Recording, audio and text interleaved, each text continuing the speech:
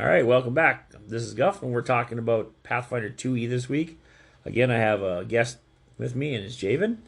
And we're going to talk about our first impressions of Pathfinder 2E. We played the starter set here a couple weeks back, and him and I and a few others, and so we're going to get our opinions, and I'm going to let him start. He's the player, and I was the DM, and we're going to see what his opinion was of Pathfinder 2E. Well, first things first, I died. There is that. The death mechanics are the main thing about this was the critical system. I found to be almost over the top. Okay. Where like when you critical fail, it was like 2 deaths. Right. Things already. Right. I don't know. I guess I'm so used to the death saving throws. Right. Where you have like 3 rounds to probably live or die. Yeah, and this generally. is the Pathfinder feels a little more old school. Yeah, it's a little more scary. I mean, from a DM standpoint, I thought it worked out okay. Unfortunately, I lost 1 player. Although I think we knocked most of you down in that last encounter at least once. Yeah. For the record, I was playing the cleric. Healing and the spellcasting for that was phenomenal. Spellcasting in Pathfinder 2E I found to be, again, phenomenal.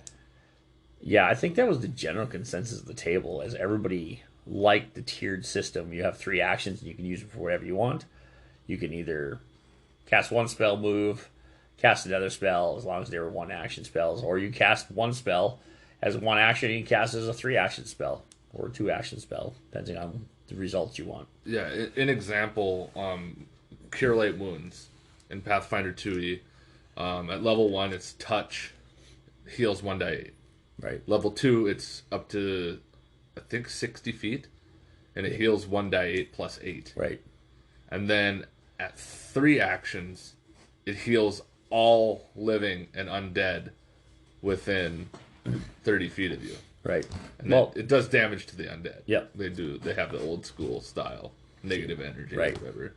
Yeah, I love that. I think that was a long needed thing to make a priest or I don't remember what they called it, a cleric or a priest. I think it was a priest. That was needed. I think that it makes the priest a priest, and right off the top you get all those heals, and of course, the reason you need all those heals is because it's not 5th ed where you can just sleep your 8-hour rest and get your hit points back. It's old school. You get a hit point back every night. Yeah, plus your con bonus, I think. Plus your con bonus, yeah. So, first level, not too bad. You start getting into the 5th and 6th and 7th and higher levels. It's going to take you a month to heal up all those hit points if you don't heal them back with magic or potions. Mm-hmm. Potions are cheap. I like that. Healing potions were cheap. Yep. Yeah, they were very accessible, even to a first level player with only 15 gold to start with. If you spent that money and you bought a weapon and blah, blah, blah, this and that, you still had enough gold left over to buy a couple healing potions, and I hate slamming on 5th ed because I still play and like it, but 50 gold is a lot for a healing potion. Like, it's a lot. You start off with 120 or 130 gold or whatever it is, and you buy your weapons and stuff, you rarely have enough money left over to buy a healing potion. Where I think in this edition, all the potions, at least the low-level stuff, was priced accordingly so you could actually have access to them without breaking your bank and making you eat slop for dinner. Yeah, I agree. I think. You think? I think. Well, we're here to talk about Pathfinder, so I don't want to get into 5th ed. Yeah, no. Well, in Pathfinder, the prices were definitely cheap, and the money in Pathfinder is a little tighter, but with that, everything's cheaper too. Character creation is another one I want to cover. I've made 2 characters now, and wow, what a head spinner! It's not easy. No. It's pretty clunky to make a character. I created one just so I knew what my players will be going through, and just so I knew the mechanics of it. What did I create? I created a wizard, and there's a lot to it. It's not. It's. I mean, if there was a downfall to the system, character creation would be it. Well, and There's character so much to it. advancement and stuff like that. You could tell that it stems from the old 3.5 still, Right. with how characters are just complicated. Yep. It's just very complicated. There's a lot to remember. It requires a big investment from the players, Right. which it also rewards you for having a big investment because the system's great as far as the action economy and some quality of life things. It's really great. So it definitely behooves you to be invested in the system as a player. It rewards you. Right. Yeah, no, I agree 100%. The complexity, or I don't know if it's a complexity, it's just a time-consuming process. But it makes sure that if you have 2 priests or 2 rogues or 2 fighters, the chances of them being the same are pretty slim. Slim to none. Unless they want to be. Right. Because just the fact that you have your ancestries, that you have your class, then you have your backgrounds. Yeah, there's just... I mean, It's that's 3 different places to choose feats from, and 3 different places to work off of. And then if you're working off spells, you have 4 different types of spell categories to work off of. You have occultism, divine, arcane. primal, and arcane. Yeah. So it does seem to be complicated. I suppose, so did every other edition of anything we've ever played, I suppose, when we first started. Always seemed a little overwhelming. It's just so much different than what we're used to. And that could be it too, but I've made a lot of RPG characters for a lot of systems. Right. And we're putting, we'll say basic D&D is like one of the easiest characters to make. Right. And then we'll put Rifts at the other end of the scale. Yeah. Rifts is definitely way more complicated than.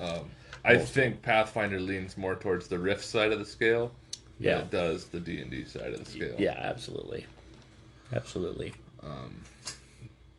Not that that's a bad thing again. Like, it's just, if you're a new player and a new DM, I think it would be kind of difficult to start with this system if you didn't know any role-playing games beforehand. Right. Yeah, I think when they created the system, from my understanding of what I've read and done my research on, they broke their fan base up because they thought what they were doing is making a system easier than Pathfinder original was.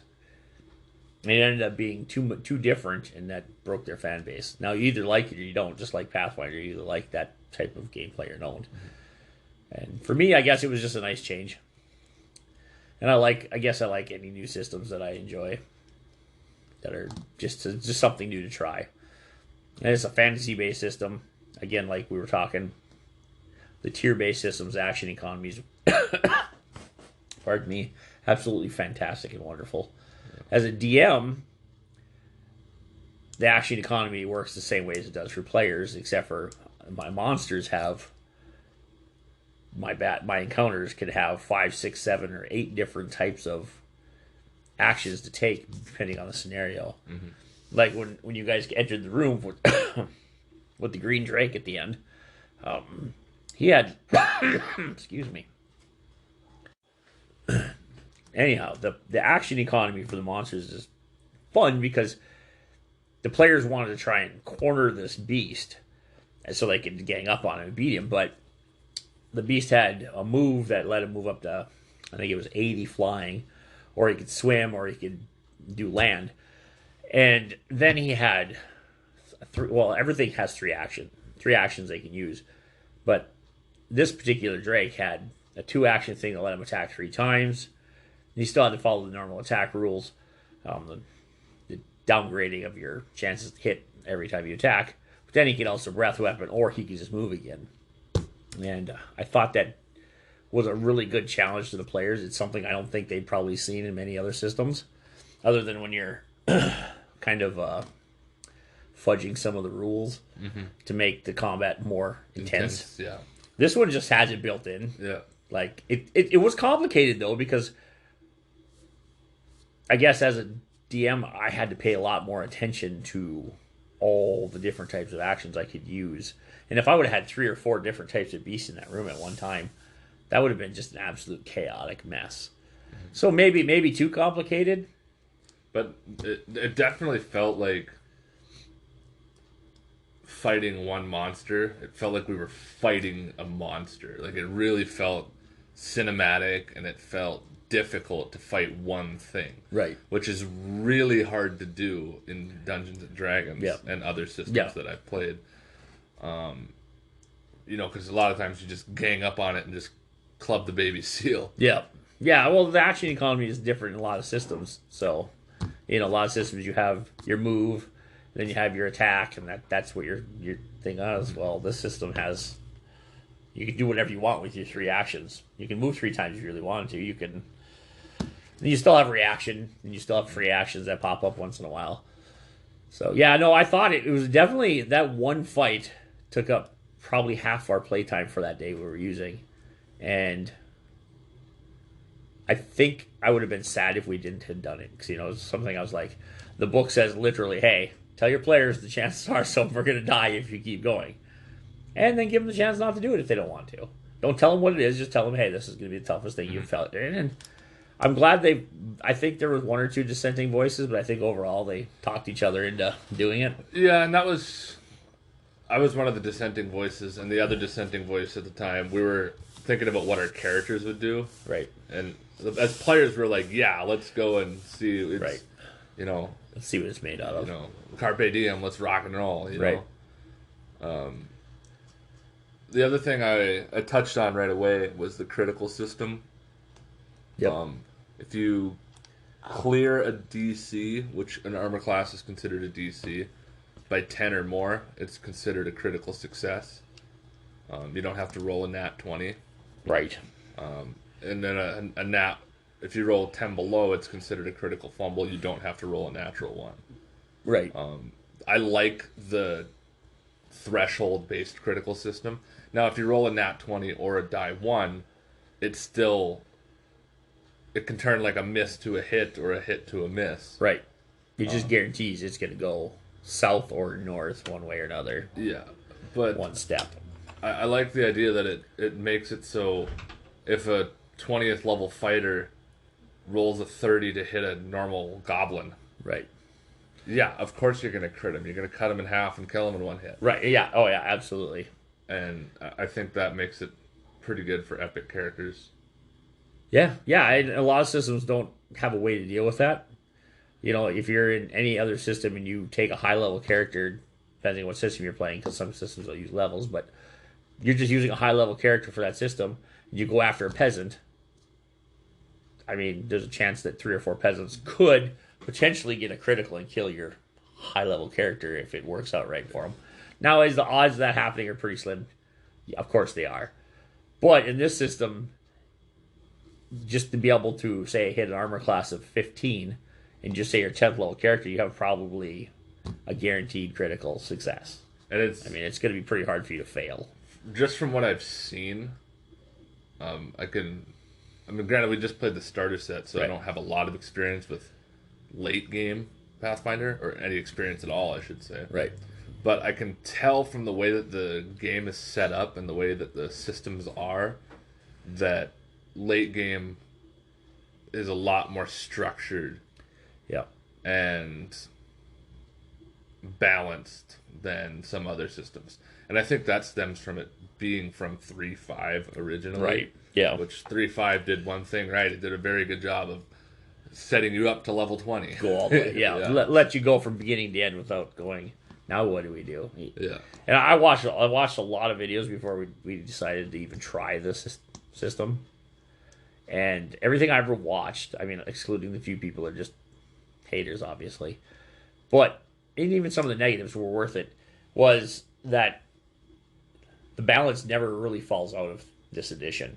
And now I don't have any more experience than Javan does at playing this yet. I'm just going to be DMing it, but I just watch videos comparing other editions or other types of systems, And, high level characters generally, it gets a little watered down for them, and you really have to be creative in throwing stuff at them. Yeah. Where I think this will be easier for a DM in my spot, I think it's going to be easier as me because I won't have to come up with creative ways to. I mean, I'll still come up with creative ways, but I won't be forced to find just devious, psychotic ways to try and manipulate the scenario so I can challenge you. You're not forced to think outside the rules. The rules are already in place for you. Exactly. I guess that would be the easiest way to say it, yeah. And so the monsters are set up. High-level monsters are set up already to be difficult no matter what level, as long as you're basing on the same tier. If you go too high, it's going to be way too easy for the monster or the encounter. If you go to way too low, it's going to be way too easy. The other thing I'm a big fan of is that perception is used as initiative. Yeah. That was really nice. That's just smart. Like, I'm sorry. Yeah, in the system, they want you to just basically, when you go into a room, to roll perception. It could be for any number of reasons. The system's set up to roll for perception for seeing if something's hiding, to see for initiative, to see if there's traps, to see if there's, just anything that's different. Yeah. And so if I tell you that every time you enter a room, you don't know if it's for an encounter, you don't know if it's for traps, you don't know. Yeah. And, if I'm rolling too, sometimes I'm just rolling for the fun of it just to keep you so you can't guess what's going on. Yeah. So I guess I like that. I like the perception being part of the initiative, but I guess the whole having to roll every time you enter a room seems weird. But if you don't, then the players are going to just know automatically there's nothing going on in this room. I don't know. It seemed weird, but I guess in the long run it's going to work out, I think, because it did when we were playing. So, everybody's got used to it. Yeah, and it's like, it just became part of the deal. Right. Yeah. It keeps you... The one thing that is nice is it keeps you rolling. Yeah. So it keeps you engaged. Right, yeah. Yeah, because every time you enter a room, you have to roll. Then you're thinking, well, why do I have to roll? Well, exactly. And then... It's like, sometimes it's just a secret roll for no reason. The best way to keep a player engaged is to make them roll dice. Yep. If you're rolling for something, you're going to be listening because you need to know what you just rolled for. Yeah, that's definitely... Yeah, that makes sense. Another small benefit to Pathfinder and playing Pathfinder is that you'll actually learn the rule set for Starfinder too at the same time. Yeah, exactly. just a small little side. Right, yeah. Yeah, definitely. I don't know. I like it. It's been a system that I can't wait to play. We're going to start again in a couple weeks. We're going to try an actual campaign. I'm going to be using a module. I know for the people who are listening that are the people who like to do their own. Yeah, grumble, I get it. But I think it makes it easy for us to learn as a group. Way easier than me coming up with a world and trying to fill it full of something that I'm not even sure 100% how higher level stuff works yet. Yeah. So I think it'll work out fine. I mean, if not, then we'll move on to something else. That's how that works. But so far, Pathfinder 2 seems to be a fairly legit system. I wish the Pathfinder group in whole would maybe adopt it more, so the company doesn't have to go, oh, gee, what do we do? Yeah. Do we keep pushing this stuff, or do we get away from it and just go back to our initial stuff? And I don't know. Their market share isn't huge at this point. This is kind of what I'm trying to get at. And so maybe making a podcast about it or talking about it a little bit and letting other people know that, the system, it wasn't hard to learn. Like, they had pre-generated characters in the starter set, and I just gave everybody a random number on the character sheet, and they each picked a number, which ones they wanted, and that's what character they got. Yeah. Nobody knew what they were getting ahead of time. Because I didn't want people having this idea that they wanted to play this. Sometimes it's good to be uncomfortable with what you're playing. I'm a huge fan of rolling random characters right. in any system. So Right. It's nice to, you get a guy who all he wants to play is a rogue or a barbarian or a ranger. Guilty. Here, yeah, there you go, yeah. Throw him a priest or throw him a wizard, and all of a sudden they're like, what's this magic stuff I'm talking about? I kind of like that. And there's not, like every class didn't have, they felt really different. Yeah, they really did. It definitely did, yeah. It didn't feel like, and when I was looking through the book deciding what I wanted to play, it didn't feel like a sorcerer was just a reskinned wizard. No, No, yeah, and they have the Alchemist, which is a crazy little mad bomber. And the alchemist Like, does wow. not feel like a half wizard. It feels like an alchemist. Yeah, yeah. None of this was in the starter set, so we're talking about the core rules, and of course there's plenty of other books which I don't have them all, but there's plenty of other books that have extra backgrounds and classes or ancestries and all that stuff. But yeah, everything felt different, and I'm making a monk also as the martial character that I'm going to make, and what a difference from being a wizard to a monk. Oh yeah, And creating a character, like totally different ways of.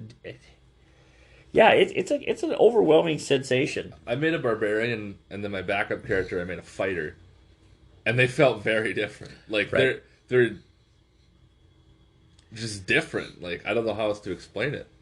Well, I think The barbarian doesn't have the expertise in the fighting, so it's a little bit harder to hit as a barbarian. okay, But you also get your rage, so you hit harder. right, The fighter is all about this precision striking and nice. You know, like you could tell that the fighter at level 1, you could tell the fighter's going to be much better at fighting than another level 1 character. Oh yeah, which we found out as Yeah, the rogue was okay if it got like the ideal sneak attack or whatever, but when the fighter went into fight, it was their pluses outwhelmed everybody else. oh yeah. And the damage was the output damage was crazy. The fighter was definitely meant to fight. Yeah, that was Yeah, I really enjoyed. Man, I can't tell you how much I enjoyed that. It was nice just to see we had. I suppose we should say we had a wizard, a cleric, a fighter, and a rogue. That were the 4 classes they give you to start with. And obviously everybody's like, well, of course they're different, but in some systems they don't seem that different. As far as like not big again, not to difference. hate on 5th edition Right. D&D, but it's the big elephant in the room. right. And the idea that every character just kind of feels like a reskinned of Right. another character, especially casters. Yeah, The other thing I really liked about the rogue specifically was how flanking gave you your sneak attack. Right. You didn't need to have advantage, or No. you didn't need to be hidden, or it's just if you're attacking the guy from the side, you Yeah. have. yep. You had your If you're fighting dirty, you have your bonus. Yeah, no, yeah. It Essentially. encouraged you to fight dirty and encouraged you not to stand up and try and take something straight on. Because, if you don't have that fighter it's standing up front, or the barbarian, Yeah. in this case, which we'll be doing, if you don't have them guys in the front line taking up the front damage, the rogue is probably not going to be your best choice of person to go in melee. The other thing, at level 1, this barbarian, you don't get any resistances. Oh, There's no half damage from physical attacks or anything like that. interesting. Strictly, all it does is it gives you access to rage abilities, which, like, certain feats have rage tags and stuff like Right. that. And then it also increases your damage output. But So Conan Barbarian, just get out there and start hacking and slashing stuff. the other thing which was great, was I don't feel like I have to take a 2-handed weapon as a barbarian. Right. Well, there you go. I took an axe and a shield. I'm thinking of Berserker, like Right. Norseman style. Yeah, there you go. And I didn't feel obligated to take a 2-handed weapon. Wasn't required. Like, I have to do this just so I can perform my duty. Yeah. That's good to know. I didn't know that either. The other thing that popped up while we were playing, though, that I did really like, the attack of opportunity. Now, we didn't understand it fully while we were playing completely, Yeah. but not everybody gets one. Nope. That is not guaranteed. Like, almost every other system I ever played, there's almost a guarantee that if a monster or a encounter or whatever it is leaves your zone or leaves the group's zone, everybody gets that, hey, you're running from us shot. This one, fighters specifically get it. And I think I don't know if it's any particular archetype of fighter, but I know they get it. I think there might be some version of barbarian or paladin or something. that Don't might get it as No? a barbarian. Okay.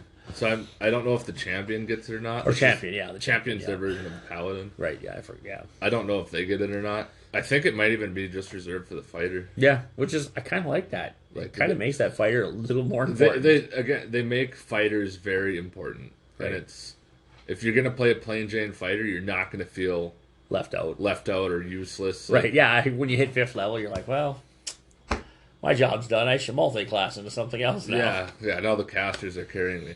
No, it's your bonuses to hit and your damage output is so profound. Right. That, quite honestly, also dual wielding. Holy crap. That's nice.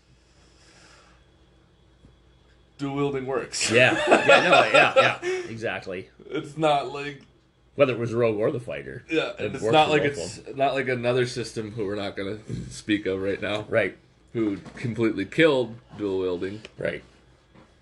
Well, that's a hard one to get, when you're working with the different types of systems out there. I think that's one of the challenges that a lot of systems have always had was how do you make dual wielding work without breaking the system?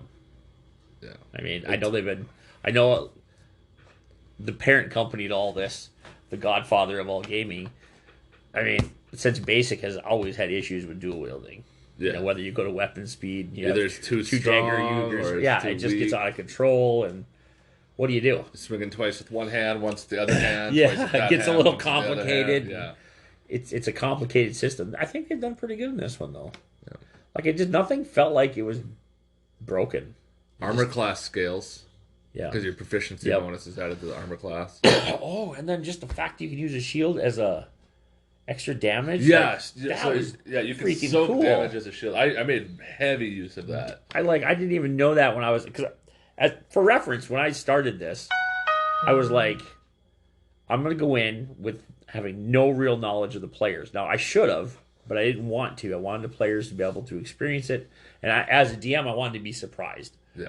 Because as a DM, frankly, it's hard to be surprised after you've been running a system for so long. Nothing really shocks you anymore. But I thought, you know what, I'm going to do this. I'm going to not read the character sheets. I'm going to let them be the guys who are first pushing it out on me. And then the first time someone used that stinking shield thing on me, I'm like, that was beautiful. Mm-hmm. Just the fact you can sacrifice your shield and repair it in the field if you want. Yeah, crafting something we didn't even touch on.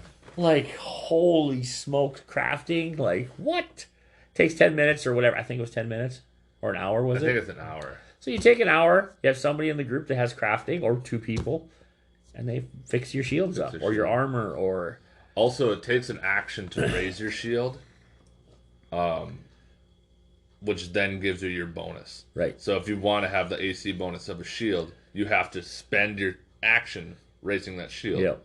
Which cinematically, I think, makes a lot of sense. Right. It's like taking a mini dodge action. Except if you're a fighter, you can use it as a reaction. Right. Yeah, exactly. It was really cool. Yeah. Like, I don't know, I just was... Maybe it's all just new, and that's why it's so... exciting. Dumbfounding for me. Yeah. I don't know. It just seems like it makes sense, though. Like, if I want to save myself, and I know with you, when you were doing it, you saved yourself a lot of probably knockdown wounds or wound 1 or wound 2, because that stinking shield... Put my shield up at the end of the round so I can add the AC, and then the shield takes... Was it part of the damage or all the damage? It takes 5. 5 damage, okay. Depending on the shield, I imagine. There's probably different levels of shield. But that's pretty cool. I mean, I guess, like, in recap of everything, it's like, the action economy was great. Yep. Spellcasting seemed absolutely phenomenal. Absolutely. I agree. And the only caveat to the system is that character creation is kind of complex, and there's a lot of abilities you need to remember. Right. That's the big 3 that stuck out for me. Yeah, absolutely. I would agree 100%. The only thing I would change on the last part would be character creation can be complex, which I know when I went through it, but I guarantee, at least for most of the people I play with, if they work that hard at making a character, they're not going to just want to throw it away. Oh, absolutely. I've played in other systems, and it's not just 5th Ed or anything else, but say, like, we'll use GURPS, for instance. They create characters in 10 minutes or 5 minutes, and they don't care if characters wasted or died or what. They don't. Mm-hmm. There's no... This one, man, after trudging through that 600-page manual for 2 hours or 3 hours, and then if you have some of the side books, you're trudging through another 6,000 pages of stuff. You are not going to want to do that again in the next session. You're just not. Yeah. Like... You're going to want that character to live. You're going to strive to keep that character alive. Oh, we never did go over downtime activities either. Oh, jeez. So there's that too. Yeah. That seemed kind of cool. Of course, we didn't do that in the beginner stuff. We just talked about it and read through it a little bit at the end there. So I think that kind of covers what we were talking about, our second ed experience of Pathfinder 2E. Yeah. Again, overall, I've considered it a really positive experience. Yeah. The Yeah, I starter did set. too. I have nothing bad to say about the starter set. Right. No, I did. I liked it too. I know there was a lot of reviews online, and a lot of people liked it.